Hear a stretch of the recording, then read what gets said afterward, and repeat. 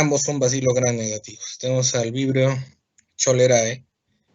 ¿Por qué va a ser importante este microorganismo? Un momentito. Ya.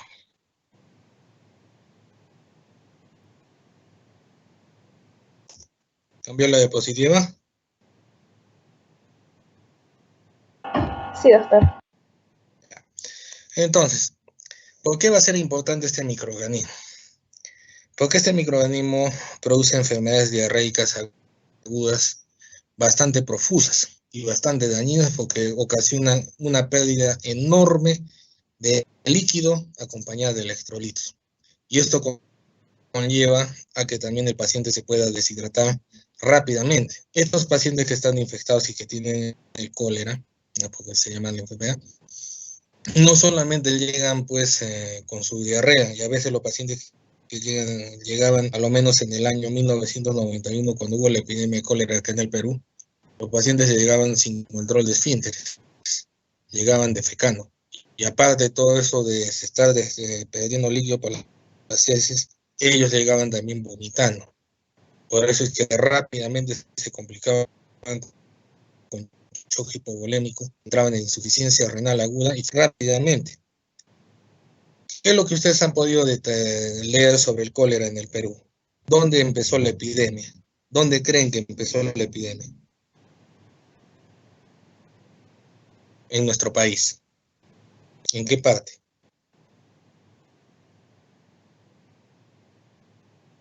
A ver, jóvenes, intervengan.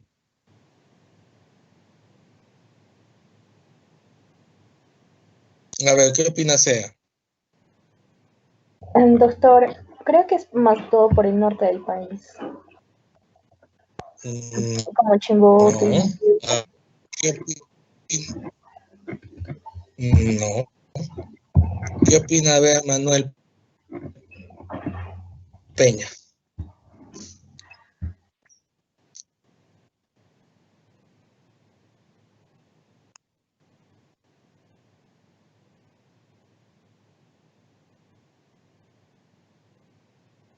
Eso es correcto. Pero ¿dónde empezó? ¿Dónde creen que empezó esto? ¿En la costa, la sierra, la selva? Porque este microorganismo en la costa, en la gran mayoría siempre piensa eso. Y cuando en el año 91 también, ¿qué es lo que el gobierno nos dijo en su momento? Que esto empezó en el puerto del Callao. ¿Y por qué? Porque aparentemente llegaron barcos chinos, ¿ya?, con arroz malogrado, y este arroz malogrado lo tiraron al mar. Y ese arroz, según se suponía en la época, estaba contaminado con este microorganismo. Y al ser consumido por los pescados quedaron contaminados. Y estos pescados, al ser consumidos por todos nosotros, nos infectamos. Por eso que en ese tiempo nadie quería comer, nadie quería tocar nada de la parte de productos del mar. De tal manera que nuestra industria pesquera se fue de bancarrota. Pero ahora, posteriormente, años después, la Universidad Cayetano Heredia, y también lo ha publicado, y eso lo pueden buscar, hizo estudios de cuál fue el caso cero, dónde empezó todo esto. Y adivinen, lo que logró identificar la Universidad Cayetano fue el primer caso de epidemia o el primer caso de cólera en el Perú se presentó en Chancay, en la serranía de Lima. ¿Y cómo fue? Un joven agricultor, un joven campesino, llegó al puesto de salud con diarrea profusa, deshidratación, sudoración fría, y el médico de la época, como nunca se había presentado esto, porque esto nunca se presentó ni en el virreinato, ni en el incanato, ni en el preincanato, nunca hubo cólera en el Perú, y nadie conocía pues sobre la clínica de esta enfermedad. Pero cuando llegó este campesino al puesto de salud, lo trataron como si fuera una intoxicación por órgano fosforado. Y por eso le suministraron atropina. Y el paciente siguió mal. Lo bueno que hicieron en ese momento fue que lo hidrataron parenteralmente. ¿Qué sucedió en las horas después? comenzaron a llegar 2 pacientes, 5, 15, y después todo el poblado estaba contaminado. ¿Qué es lo que refirió inicialmente este joven que llegó al puesto de salud? Que había consumido agua de la sequía directamente. Entonces se supo que la fuente de infección fue del agua de la sequía, del lugar. Entonces ahora queda en la incógnita, ¿no? Si nunca hubo cólera en el Perú, ¿cómo es que llegó el vibrio hasta ahí? Y hasta la sierra. Si verifican también el primer caso de cólera en el Perú, en Arequipa, no fue tampoco en la costa, no fue en Mollendo, no fue en Matarani, no, fue en La Joya. Entonces, ¿cómo fue que esos microorganismos volaron hasta ahí? Entonces queda la duda, ¿no? Porque también en ese tiempo se especulaba que fue un ataque biológico. ¿Cuáles son las características generales de este microorganismo? Como le mencioné inicialmente, es un bacilo gram negativo, no entérico, fermentador. Es anaerobio facultativo, crece en presencia como en ausencia. Tiene esta forma de coma, como están viendo acá. Este es un extendido de un cultivo, y ya estamos viendo los bacilos curvos, son cortos y curvos. Así lo vio también Koch. Por eso lo definió como los bacilos en comas. ¿Qué más se ha logrado identificar de este bicho más adelante? Que tiene un solo flagelo polar. Pero este flagelo así solito le da una gran motilidad. Y esa es otra forma de identificarlo cuando hacemos examen en fresco en heces, que lo vamos a ver más adelante. No es por un lado, dentro de sus propiedades bioquímicas, es oxidasa positivo, descarboxila lisina, es halófilo. Y eso significa que también crece en ambientes saturados. Por eso es que también en ese tiempo se pensó que estaba en el agua del mar. Pero también puede crecer en medios ausentes de sal.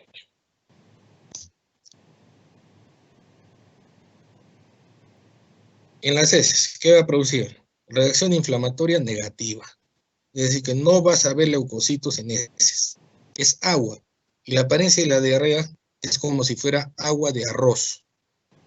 Vayan a las cocinas cuando su mamá haga el arroz lo que tiene que hacerse antes de poder freírlo es remojarlo con agua, ¿no? Y sale un líquido lechoso. Ese líquido lechoso igualito así es la diarrea por cólera, y es bastante profusa. Si hacemos el examen en fresco, ¿qué es lo que vamos a observar acá en el examen de heces? Esto que les voy a mostrar en video no es una ventana con moscas, es un campo microscópico donde se está observando al bacilo, y van a ver cómo se mueve. Tiene unos movimientos bastante rápidos, así como estamos viendo que se mueve el puntero, como se mueven en zigzag. Por eso tiene una gran motilidad, por ese único flagelo polar.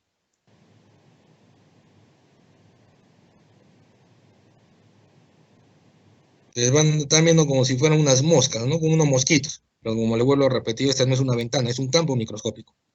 Y esa es otra forma de identificar a este microorganismo, por esa gran motilidad. En heces con apariencia en agua de arroz. Y por supuesto también tiene que ver la parte epidemiológica, ¿no? Porque este microorganismo produce rápidamente contaminación e infección, y rápidamente va a producir epidemias. Y en ese tiempo no solamente se comprometió el Perú, sino toda la región, y fue rápidamente.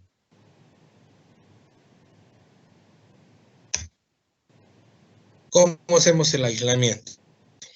Para el aislamiento vamos a utilizar un medio de enriquecimiento que viene a ser el caldo peptonado alcalino, y esa es una de las propiedades también de este microorganismo.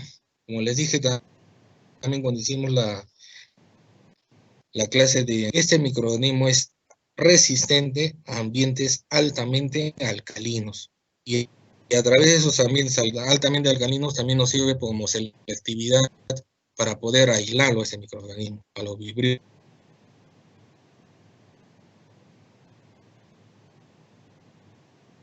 Entonces este caldo peptonado es más o menos de entre 8 y 9. ¿Qué más utilizamiento? La gamma conqui, ambos también selectivos para bacilos gram negativos. Y dentro de estos bacilos gram negativos también puede desarrollarse este microorganismo. Pero también También tenemos un medio que es altamente selectivo para el vibrio, para los vibriones. Y ese es el agar-TCBS. ¿Qué significa TCBS? Iosulfato, citrato, bilis, sacarosa. Ese medio es altamente selectivo también por su alcalinidad, porque el pH está entre 8 y 9, o la bilis que contiene el tiosulfato. La sacarosa va a servir como suplemento o como carbohidrato para poder ver el metabolismo. Y este medio también es, aparte de ser altamente selectivo, también es diferencial. ¿Por qué? Porque el vibrio cholera es el único que va a fermentar la sacarosa. Y al ser el único que fermenta sacarosa va a hacer que el medio acidifique y que haga que los indicadores de este medio viren a un color amarillo. ¿Cuáles son los indicadores de este medio? Es el azul de bromotimol y el azul de timol. Entonces, si tenemos vibrio cholerae, va a metabolizar, va a fermentar la sacarosa y va a hacer que el medio vire a un color amarillo. Por eso es que las colonias de vibrio cholerae en este medio son de color amarillo. El resto de los otros microorganismos, entre vibriones y aeromonas, son de color verde. Entonces, ¿cómo hacemos el procedimiento? Llega mi muestra de heces líquida en apariencia de agua de arroz y lo siembro simultáneamente en el caldo y también en estos medios selectivos. Y todo lo incubo a 37 grados centígrados por 24 horas. ¿Qué es lo que voy a observar a las 24 horas? Uno, en este caldo veo si es que hay turbidez. Y en estos medios si es que hay crecimiento de colonias. Si en estos medios yo no obtengo nada, no hay crecimiento de nada, pero sí obtengo acá turbidez, entonces acá me está dando chance de que acá sí ha crecido. Entonces, ¿qué tengo que hacer? Una resiembra en estos tres medios. Volverlo a incubar a 37 grados centígrados por 24 horas. Y observar. Si ya tengo crecimiento de colonias, entonces paso a ¿qué? A hacer la identificación por la diferenciación bioquímica, por la batería bioquímica, y finalmente también al final por la tipificación serológica. Porque vamos a ver que en este microorganismo vamos a encontrar lo que son serogrupos, biotipos y serotipos. Y todo se maneja con antisueros. A la par de la diferenciación bioquímica, siempre se hace también el estudio de antibiograma. Y acá tenemos nuestra TCBS, que es así, de ese color verde así oscuro. Y acá estamos observando el desarrollo de colonias. Y son de color amarillo. Eso significa que fermentan sacarosa. Y el único que me da esta apariencia es el vibrio cholerae. ¿Qué apariencia tienen estas colonias? Son colonias redondas. Como ven, tienen esta forma cónica. Que algunos lo describen, algunos autores lo definen como en forma de carpa de circo.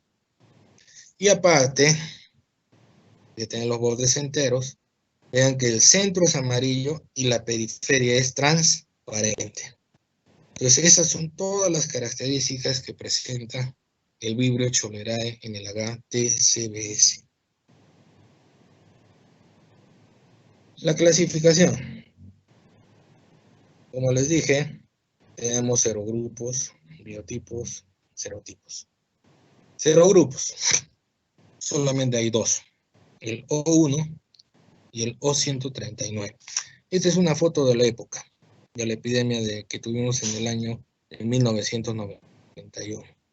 Fue una época bastante caótica, una época en el cual en el Hospital Nacional, el hall que ustedes ven donde están los consultorios, todito se llenó de camas.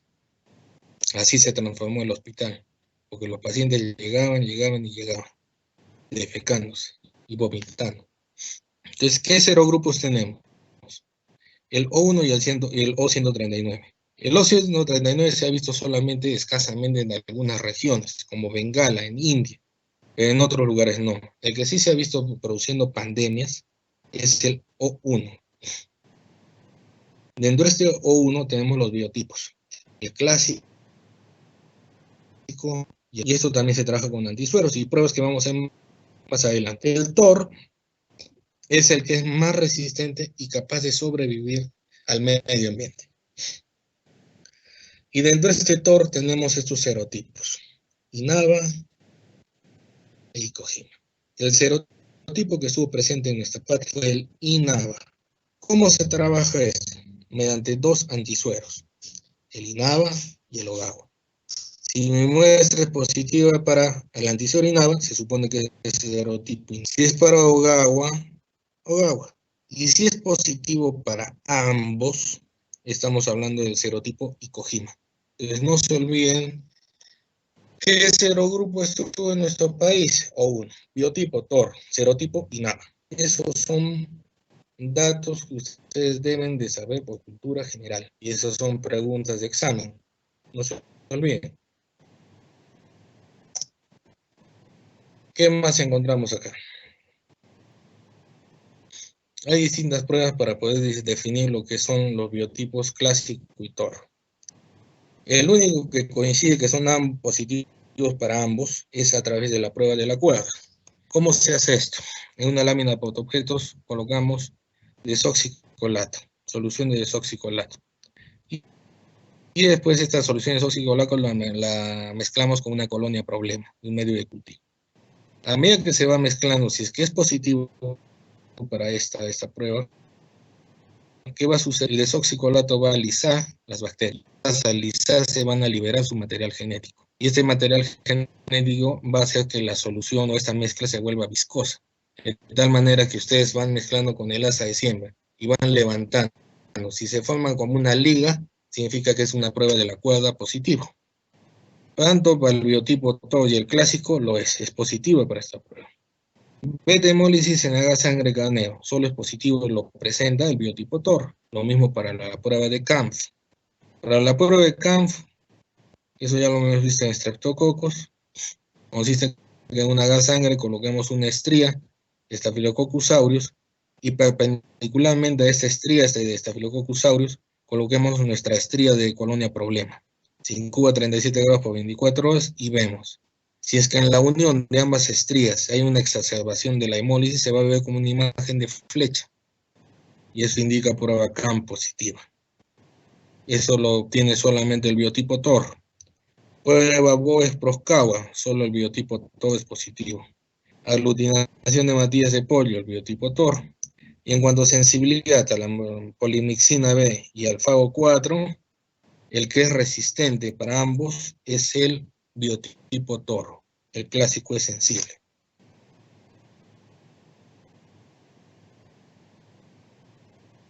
¿Hasta acá alguna duda, alguna pregunta? Continuamos.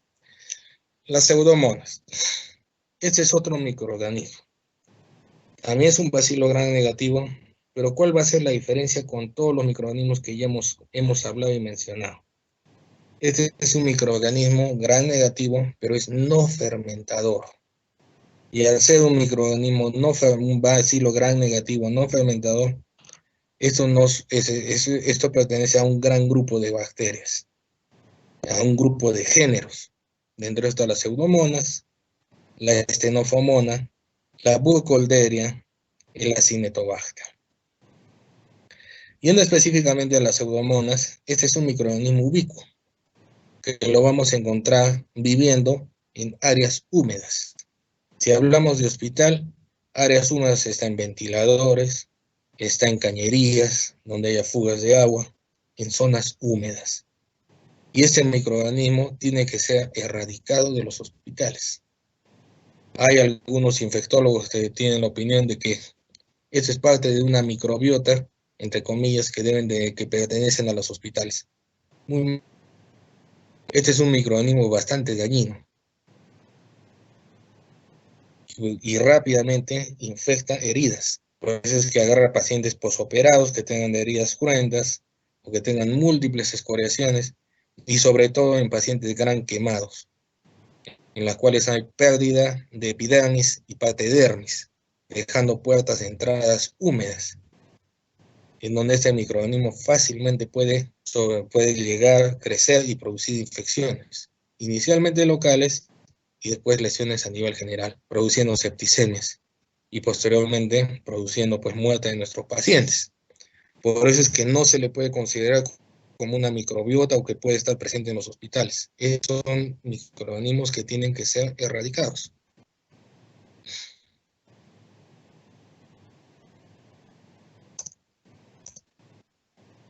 Dentro de sus características generales, son bacilos realmente curvos, son gran negativos, como están viéndolo en la diapositiva, que pueden estar asociándose así en duplas, en diplobacilos.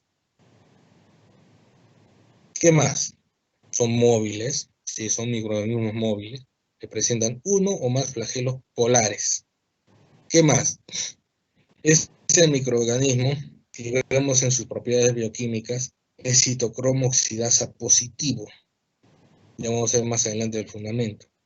No fermentan glucosa. Ya hemos dicho que son bacilos gram negativos no fermentados, pero sí oxidan glucosa. ¿Eso qué significa? Que estos son microorganismos netamente aerobios. Solamente crecen en presencia de oxígeno. Pero también son microorganismos que no necesitan mayores nutrientes para poder sobrevivir.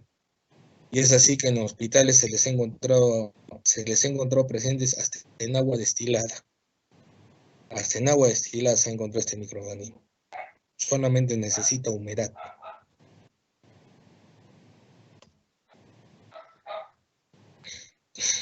¿Para qué sirve la prueba de Huff y Leis? Esta prueba sirve para definir si un microorganismo es fermentador u oxidador.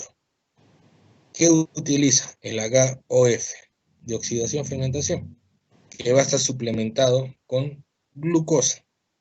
Y como indicador utiliza el azul de bromotimol. Los medios son normalmente así, de color verde. ¿Qué es lo que se hace? Colocamos una colonia problema, la cogemos con una sarresta y luego punzamos el medio. Son dos medios que se utilizan.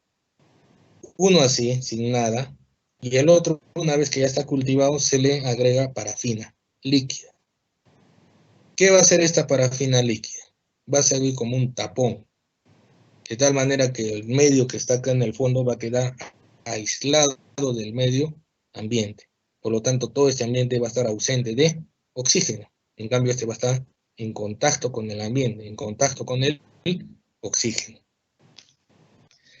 Se incuba a 37 grados centígrados por 24 horas y se lee.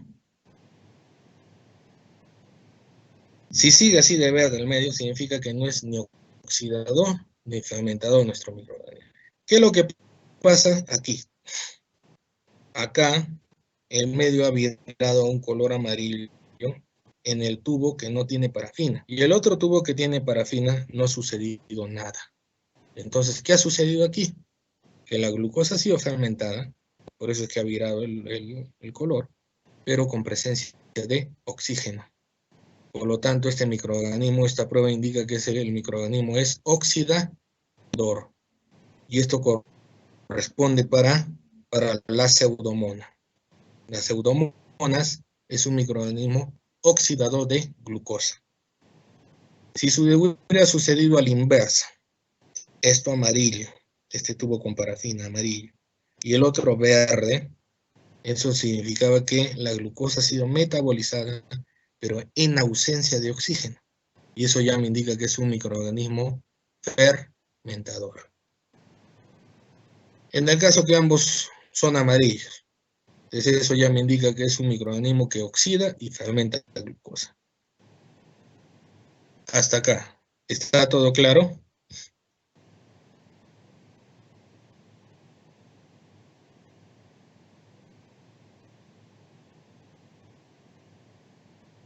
Continuamos.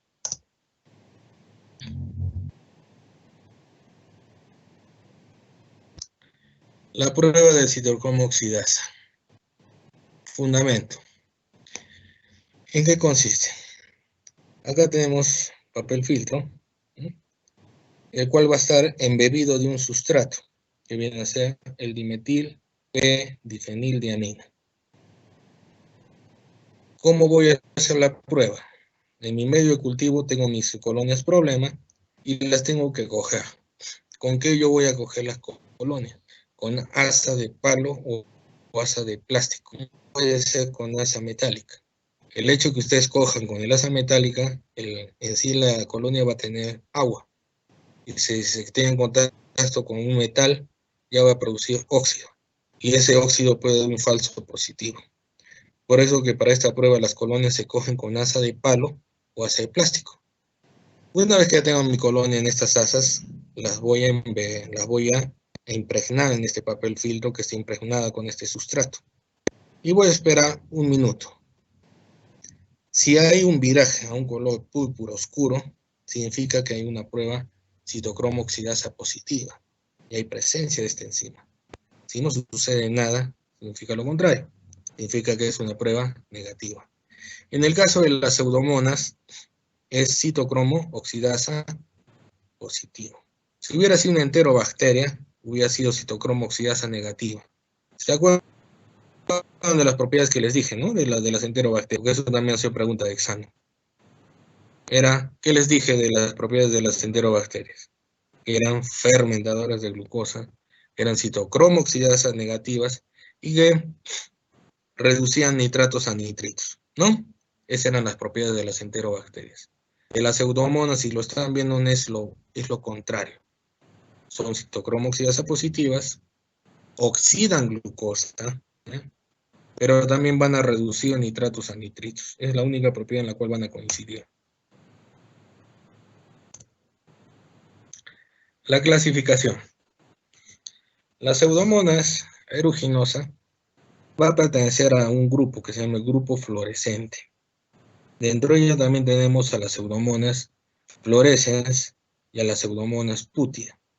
¿Por qué se van a caracterizar todas estas pseudomonas? Porque van a producir un pigmento, que viene a ser la pioverdina. ¿Cuál va a ser el pigmento característico de las pseudomonas aeruginosas? La piocianina.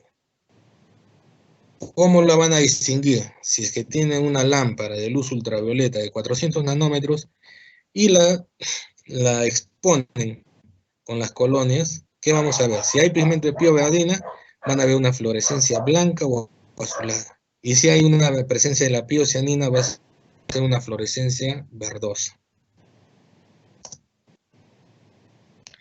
En lo que respecta a la pseudomonas aeruginosa, produce la pioverdina y la piocianina de manera característica, porque el resto de especies de pseudomonas no producen este pigmento.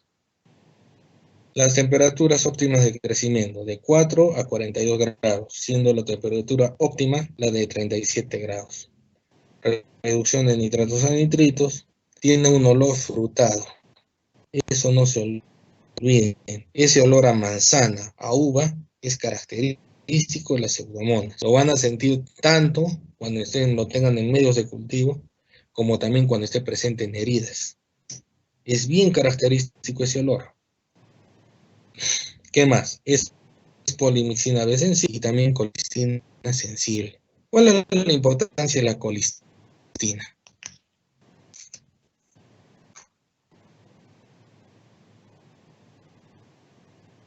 Vamos, jóvenes, intervengan, porque eso también va a ser nota para esta tercera fase.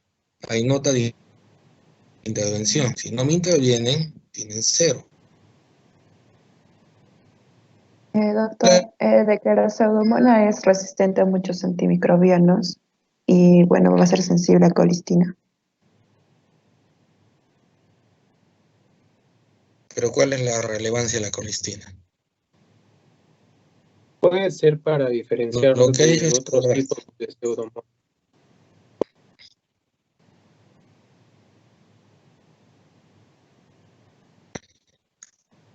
Este antibiótico es casi la...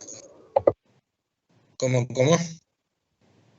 ¿Es efectiva para gram negativos? Claro, es efectiva para negativos, específicamente para las pseudomonas. ¿Y por qué? Justo les estaba comentando. Este antibiótico es como la vancomicina para el Staphylococcus aureus. ¿Eso qué significa? Las pseudomonas, como vamos a ver más adelante, crea fácilmente resistencia. la larga multidrogoresistencia. Y lo único que queda para poder tratar a las pseudomonas aeruginosa es la colistina. Es lo único que está quedando al final. Es un antibiótico bastante caro y es lo único que está quedando. En el caso de otros bacilos gram negativos no fermentadores como el Acinetobacter, este es un género, otro bacilo gram negativo no fermentador, que es mucho más agresivo, digámoslo así. ¿Por qué? Crea también rápidamente multidrogo resistente, pero a las finales ya no queda nada con qué tratar. Paciente que tiene una Acinetobacter intrahospitalario, multidrogo resistente, es un paciente que queda desahuciado. No queda con qué tratar. Al menos la pseudomonas aeruginosa queda pues la colistina. Y esto también, como uno de ustedes dice, que es una propiedad para también poder identificarlo. Aparte de todas las propiedades que les he mencionado. Es indol negativo y es un microorganismo bastante móvil, porque ya hemos dicho que presenta pues sus flagelos polares. Acá tenemos el HTSI. ¿Cómo es la lectura?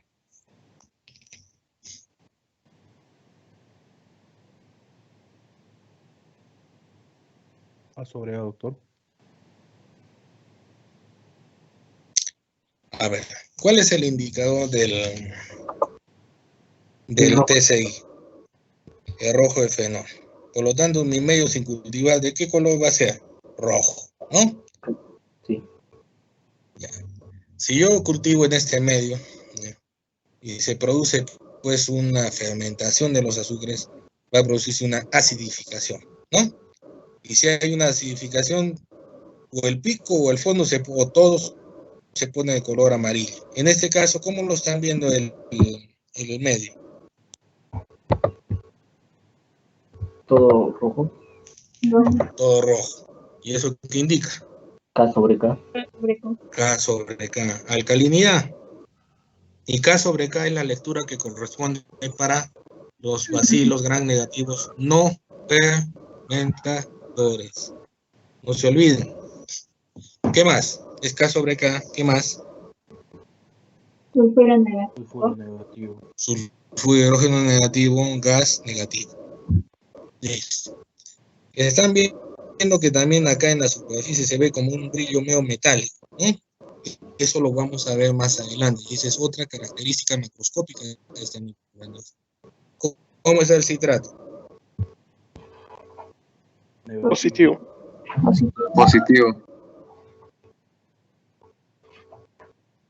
Está positivo. Entonces me indica metabolismo de citrato. ¿Cómo es el hígado?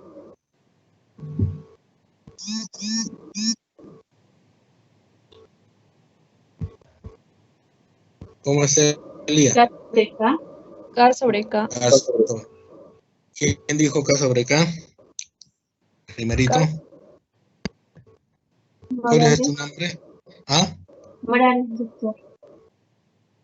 Eres Morales, ¿no? Morales Chuyunque. Sí, doctor. Ya. Entonces es K sobre K. ¿Qué significa K sobre K? Tú mismo. Que viene a haber una descarboxilación de lisina. Descarboxilación de lisina. Y eso también lo mencionamos, ¿se acuerdan de la otra diapositiva? ¿Cuál es la otra lectura? Sulfuro de hidrógeno. Negativo. Negativo. Gas negativo. Seguimos. Acá en el zinc. Acá. Sulfuro de hidrógeno. Negativo. Negativo. Indol negativo. Negativo. Indol Negativo. pues no hay triptofanasa. ¿Y la motilidad? Positivo. Positivo. Como ven, esta turbidez se ve acentuada sobre todo en la superficie del medio. ¿Y eso por qué? En el fondo no. Eso significa que este microorganismo es estrictamente aerobio. Es aerobio. Por eso es que solamente se desplaza por la superficie del medio. ¿Qué más? Urea. Negativo. Negativo. Rojo de metilo positivo, Boves Proscagua negativo. Y esas son las características de este microorganismo. El aislamiento. ¿Cómo lo vamos a hacer? Vamos a utilizar un medio enriquecido, como es el agar sangre, que tiene factores de crecimiento, y también medios selectivos. Dentro de eso tenemos el agar McConkey, que es selectivo para bacilos gram negativos en forma general. Y acá tenemos otro medio que es altamente selectivo para pseudomonas, que es el agar cetrimide. ¿Y cuál es su inhibidor? La misma cetrimide. Solamente va a permitir el desarrollo de las pseudomonas. ¿Qué hacemos? Cultivamos en los tres medios, ya sea secreción faríngea, esputo, o secreción también de un gran quemado. Lo sembramos y lo incubamos a 35 37 grados centígrados por 24. Si obtengo desarrollo bacteriano, con todas las características que vamos a observar, pasamos a hacer la diferenciación bioquímica junto con el antigrama y hacemos la identificación. En la izquierda tienen agar sangre. ¿Qué están observando? ¿Cómo son las colonias? ¿Qué forma tienen?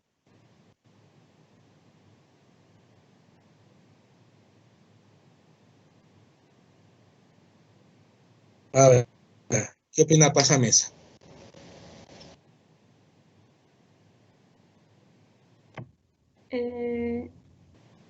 Que está en forma de racimos. Tiene una forma irregular, ¿no? Y el borde son ondulados. ¿Qué más observan?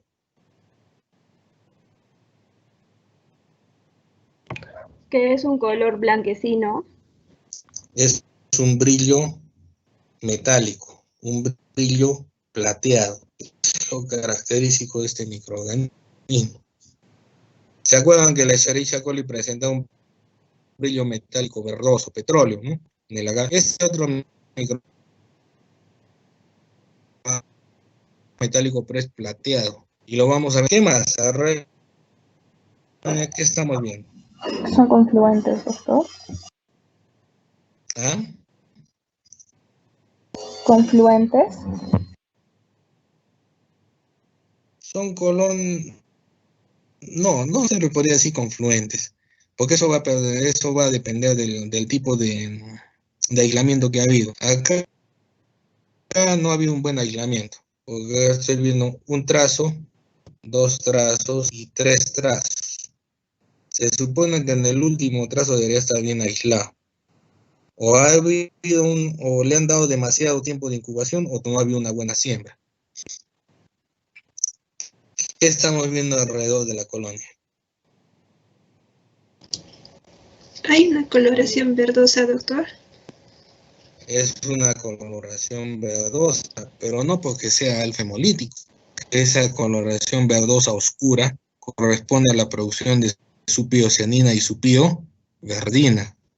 Y eso es también lo característico de estas colonias. En este es una gama conti. Estamos viendo que son colonias lactosa negativas, que tienen forma cónica, bordes enteros también que tienen ese brillo metálico, plateado. Eso también lo podemos observar en el agar McConkey. ¿Qué más están viendo acá en el medio? ¿Qué está pasando con el medio de cultivo? ¿Se acuerdan de qué color era el medio? Era así rosadito, ¿no? ¿Cómo lo están viendo acá?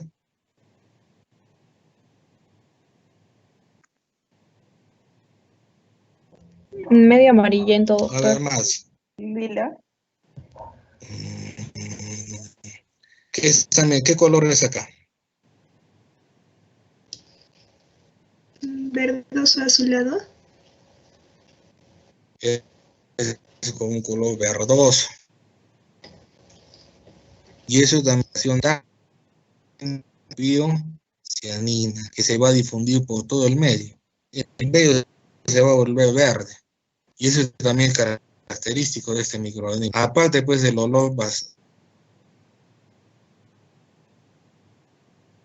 el olor manzana, otros lo definen como un olor a uva. Fíjense cuando su mamá prepara el chuño blanco y lo remoje. Ese olor es el que se presenta a este microorganismo. O también cuando te dan un juguete nuevo, ese olor a plástico nuevo, igualito. Ese es el olor que presenta este microorganismo. Lo van a sentir cuando haya heridas donde esté presente, y también pacientes que lo tengan en faringe van a sentir ese olor. Ese es el agar cetrimide. Selectivo, altamente selectivo para pseudomonas, y también facilita la producción de esa pigmenta verdosa, producida por la piocianina y la pioverdina. En unas colonias el olor ve pues de brillo metálico. ¿Cuál es el tratamiento? El tratamiento, hay distintos grupos de antibióticos que se utilizan. Tenemos la carboxipenicilina, dentro de esta la carbenicilina, la ticarcilina, la ureidopenicilina, ahí está la meslaucilina, la piperacilina, las cefalosporinas de tercera generación. Y dentro de este grupo pues hay bastantes cefalosporinas, pero la única que tiene actividad antiseudomónica, y eso no se olviden, es pregunta de examen, es la ceftazidina. Y el resto de cefalosporinas de tercera generación no lo tiene. La única que tiene actividad antiseudomónica es la ceftazidina. Y eso no se olviden. Pregunta entre los monobactams tenemos el astrana, de los carbapenems tenemos el imipenem, meropenem, ertapenem, etcétera, etcétera. Y entre las quinolonas, en la actualidad están siendo mal utilizadas, porque de cualquier infección utilizan ciprofloxacino, levofloxacino, norfloxacino. ¿Qué es lo que están ocasionando? De que suceda o que después ese paciente se vuelva portador sano de pseudomonas resistentes a quinolonas. Y esas que son resistentes a quinolonas fácilmente crean después resistencias a otros grupos de antibióticos. Aminoglucosias, tenemos la mitacina, gentamicina. ¿Por qué les he puesto esta imagen de esta pared bacteriana de Bacillus gram negativo? Tenemos aquí el glucógeno, la membrana externa. Lo que tenemos en la membrana externa, a estas proteínas que están en azul, que vienen a ser las porinas. ¿Cuál es el mecanismo de resistencia antibacteriana más frecuente que va a desarrollar este microorganismo? A través de la modificación de sus porinas, porque es a través de las porinas que ingresan la gran mayoría de antibióticos. Y es a través de este mecanismo que se desarrolla la multidrogoresistencia. Les pongo un ejemplo. Si yo estoy utilizando, por ejemplo, una quinolona, la quinolona va a atravesar esta porina. Si es que el microorganismo cambia la configuración de su porina, en el futuro no solamente va a impedir el ingreso de la quinolona, sino que también puede afectar a cualquiera de estos grupos de antibióticos. Y es por eso que desarrolla fácilmente la multidrogoresistencia. ¿Hasta acá alguna pregunta, alguna duda?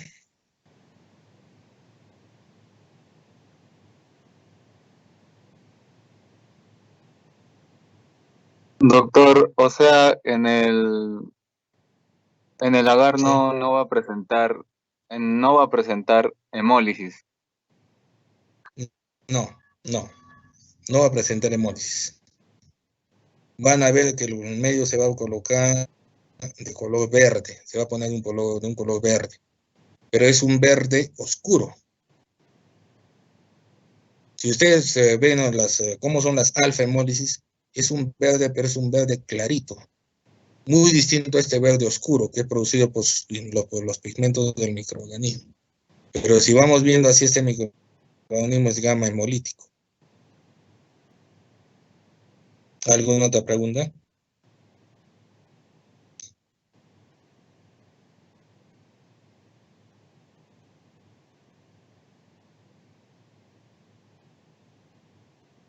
¿Están viendo el video?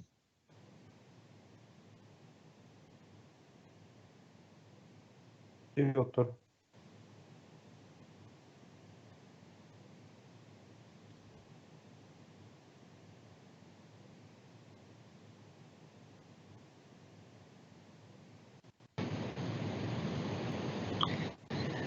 Hola, ¿qué tal? Muy buenas a todos. Bienvenidos a...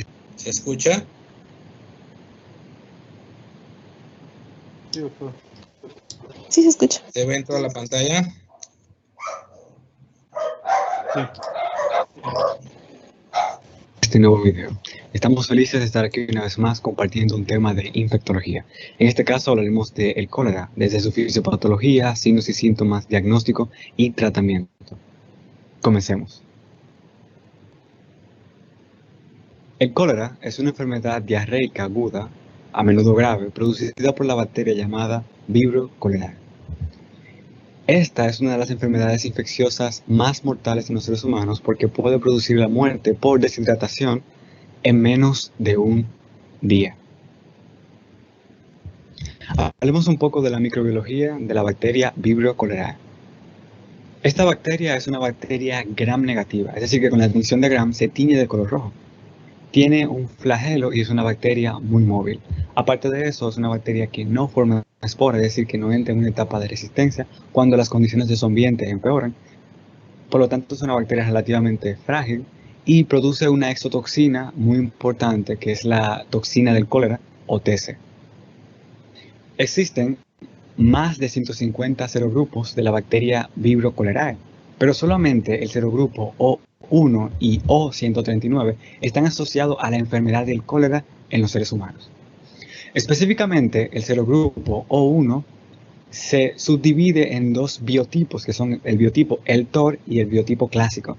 El biotipo clásico ya no existe en la actualidad, se asoció a grandes pandemias de cólera en el pasado, pero en la actualidad en el mundo se encuentra el biotipo Eltor.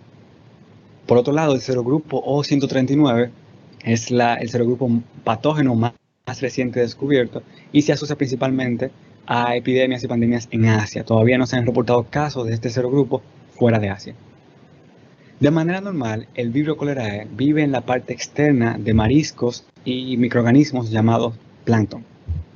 Por lo que podemos decir que esta bacteria vive en agua salada. De hecho, diferentes estudios han demostrado que la bacteria se encuentra en casi todas las costas, zonas costeras del mundo.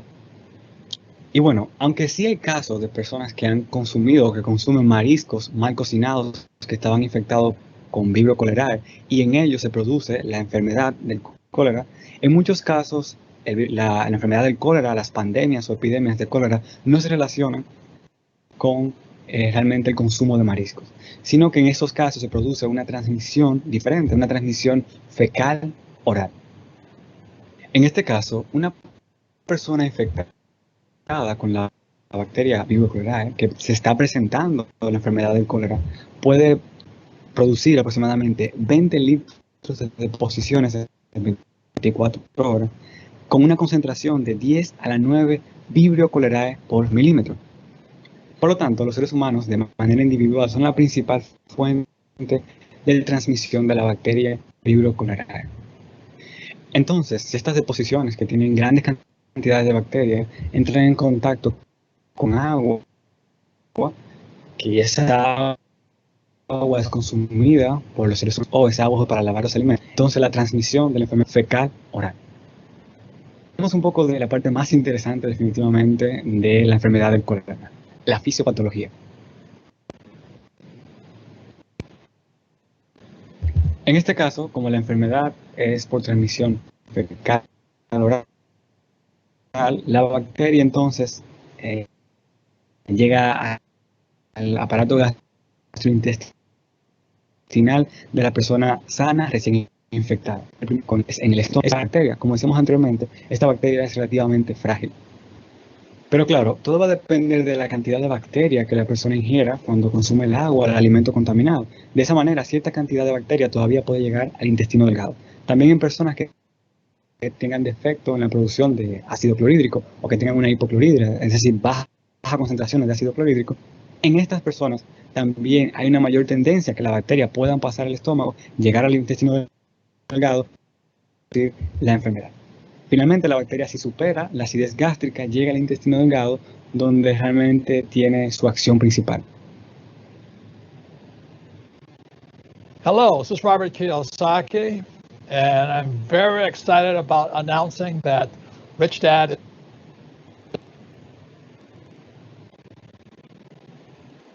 Una vez la bacteria llega al intestino delgado, a la luz intestinal, se adhiere a la mucosa intestinal, ayudándose de ese flagelo que mencionábamos anteriormente. También tiene proteínas transmembranas que le permiten sensar o verificar los cambios de pH y los cambios de osmolaridad. Y cuando llega entonces a la luz intestinal, las permiten reproducirse y también la producción de la toxina del cólera, que es la que hablábamos anteriormente. Entonces, cuando la bacteria llega al intestino delgado, es donde produce la toxina del cólera, porque ese es el ambiente ideal para su reproducción. Vamos a ver un acercamiento de cómo funciona realmente la toxina del cólera. Esta toxina está compuesta por 5 subunidades B, que son unidades fijadoras, y 2 subunidades A, que son las subunidades tóxicas. Entonces, las subunidades B fijadoras se unen al receptor GM1 gangliósido, que se encuentra en muchas células del cuerpo humano, pero también es muy abundante en las células del epitelio intestinal. Entonces, una vez se une al receptor GM1 gangliósido, se libera de esta la subunidad tóxica A1. Entonces, la subunidad tóxica A1 activa la proteína GS. La proteína GS, a su vez, activa la enzima llamada adenil ciclasa o adenilato ciclasa. Esta enzima entonces convierte el ATP dentro de la célula en AMPC o adenosín monofosfato cíclico. Entonces esto provoca un aumento exagerado de las concentraciones de adenosín monofosfato cíclico o AMPC, lo que genera entonces la activación y apertura de diferentes canales iónicos que van a liberar diferentes sustancias. ¿Cuáles son estas sustancias? Bueno, iones como cloro, potasio, sodio, o también agua y bicarbonato. Entonces, la toxina del cólera, la capacidad tóxica o virulenta de esa, es que activa la adenilciclasa para que se aumente la producción de AMPC y la célula comienza a liberar agua, electrolitos y bicarbonato. Por lo tanto, la toxina del cólera y la bacteria de cólera en sí no produce inflamación, no produce destrucción, no produce necrosis de la mucosa intestinal, y solamente genera la apertura de estos canales que permiten la acción de esas sustancias intracelulares. Pero eso no es bueno. ¿Qué va a pasar? Que vamos a tener entonces un desequilibrio electrolítico por la pérdida masiva de electrolitos. También vamos a tener deshidratación por la pérdida de agua y acidosis metabólica debido a la pérdida de bicarbonato. Y entonces, en eso consiste la fisiopatología de la bacteria Vibrio cholerae.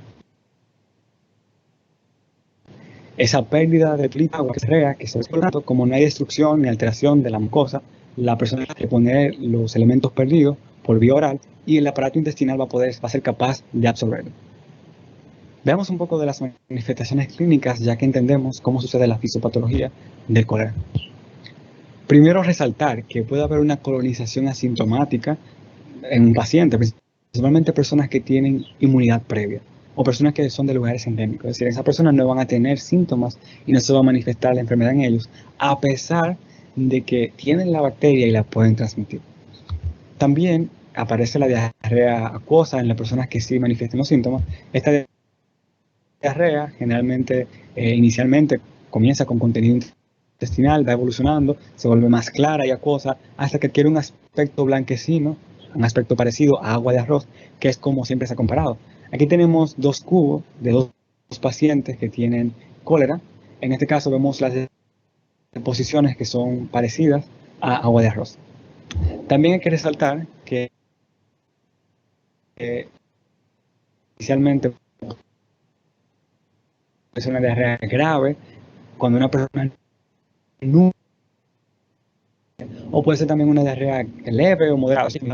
Los vómitos son muy frecuentes en el cólera.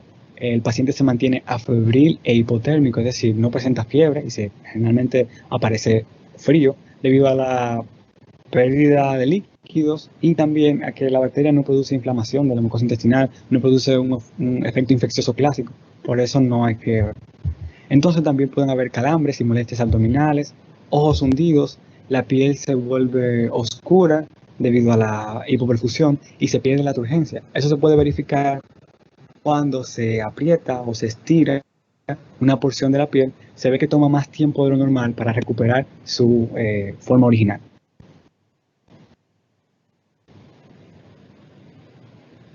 También puede aparecer la respiración de Kussmaul, una respiración asociada a estados de acidosis.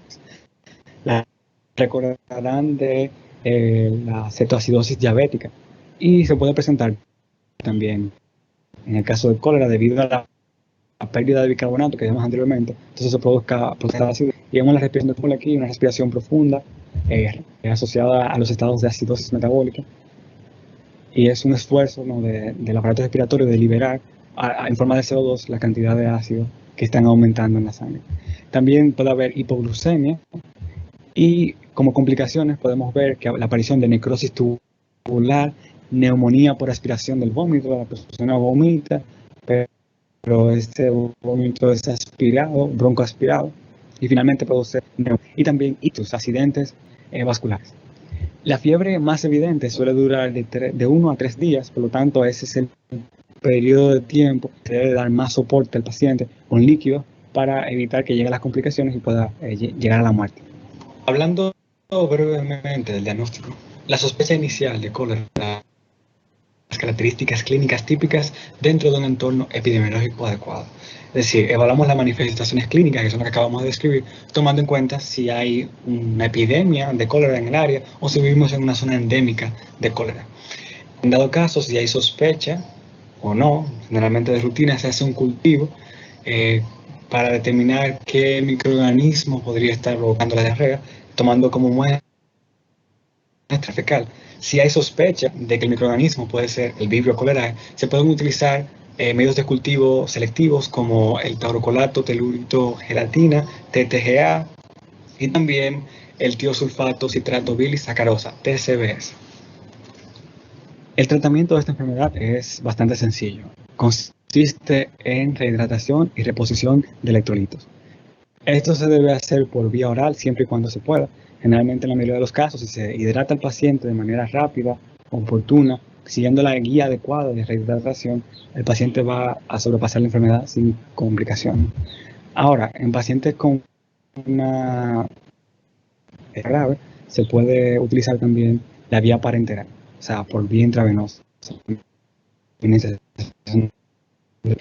Entonces tenemos la aplicación de antibióticos, como por ejemplo la doxiciclina.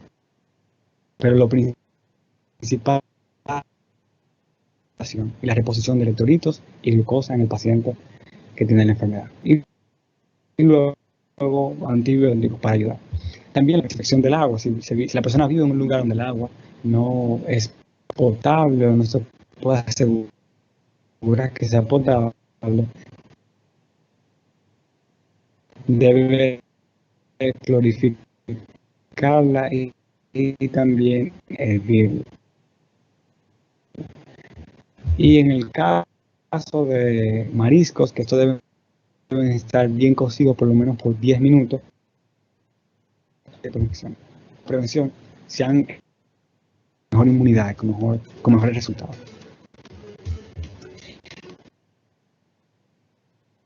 Y bueno, hasta aquí el video de hoy. Para este video nos basamos en estas fuentes, principalmente enfermedades infecciosas venéreas y micro de Escherichia. Excelente video en medicina interna. Espero que les haya gustado el video, a mí me encanta este tema.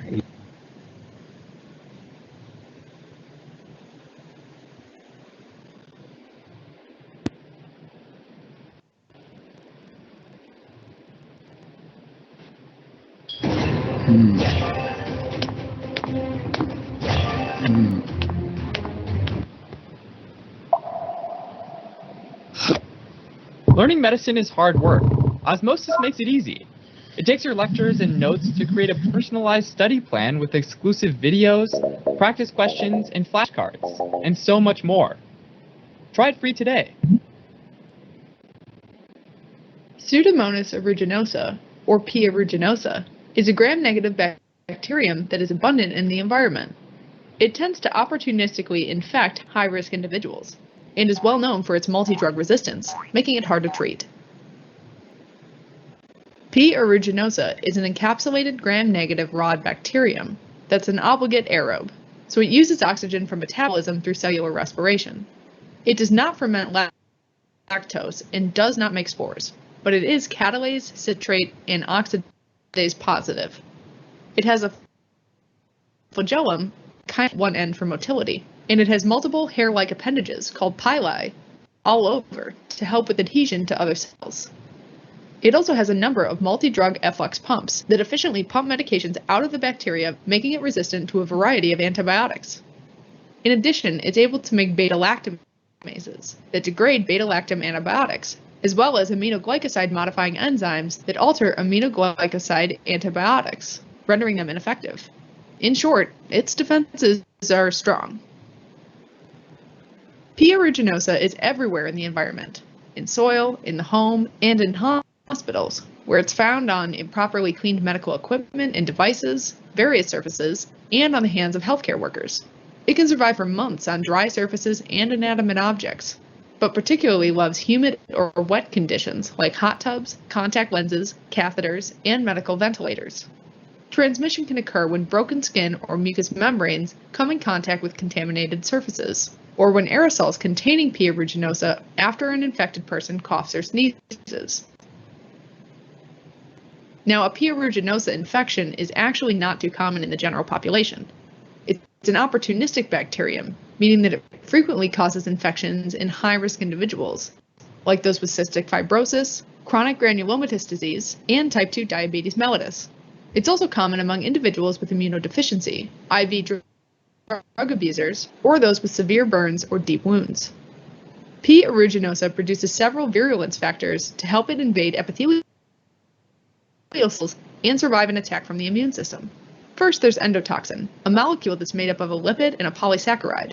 The endotoxin sits on the outer membrane of the bacteria, and it's recognized by the immune system as being foreign and causes a really strong immune reaction that can cause extensive damage to the host cells.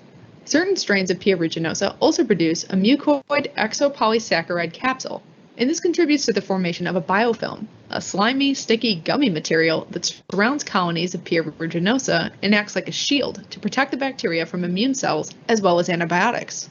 P. aeruginosa can also produce toxins that can be injected directly into the host epithelial cells through a type 3 secretion system. It's kind of like a fine needle that pierces the host cell and forms a tunnel between the P. aeruginosa and the host epithelial cell, allowing toxins to pass through. P. aeruginosa also releases toxins into the extracellular environment. For example, it releases phospholipase C, which is an enzyme that degrades the host cell membrane, causing the cell to lyse. Other secreted toxins have to move within the cell to act. For example, exotoxin A is released by P. aeruginosa into the extracellular environment and then taken up by nearby host cells where it targets ADP ribosylation of elongation factor 2, which is a ribosomal protein. That inactivates protein synthesis and eventually leads to cell death. Piocyanin is another example. It's a blue pigment with a sweet, fruity smell like grapes that's released by P. aeruginosa and taken up by nearby host cells, where it generates reactive oxygen species that cause oxidative damage and cell death. In the environment, piocyanin,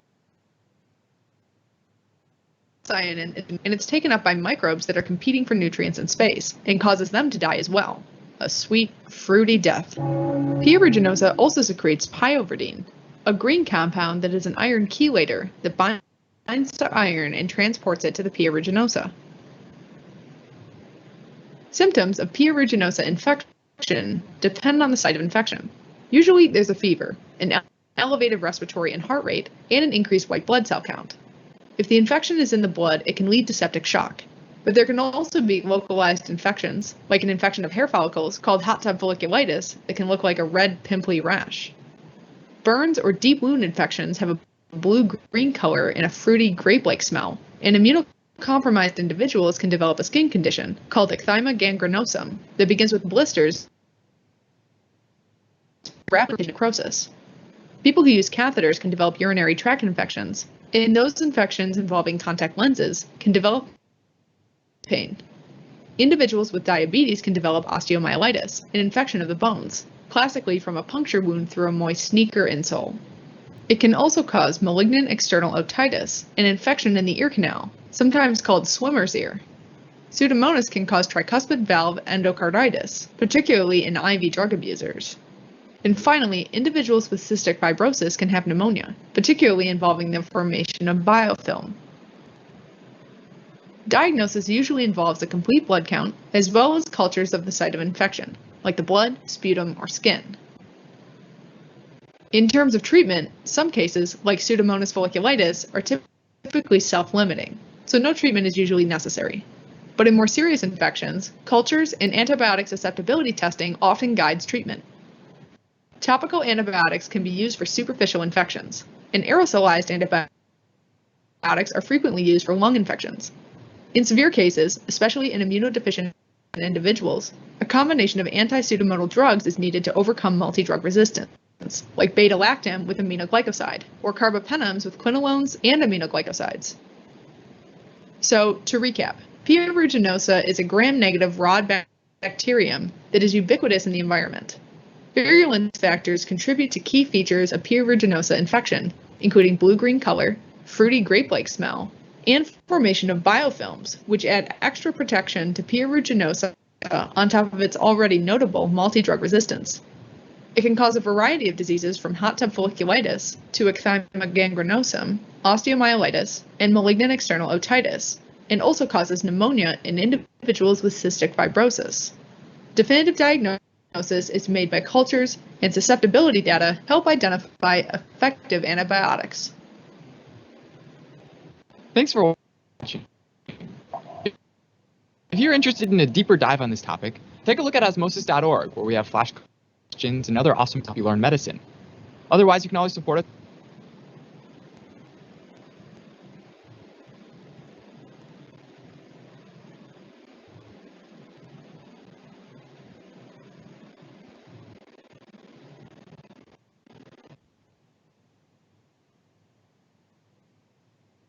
Listo, jóvenes. ¿Acá alguna duda, alguna pregunta? Lo que no haya quedado claro.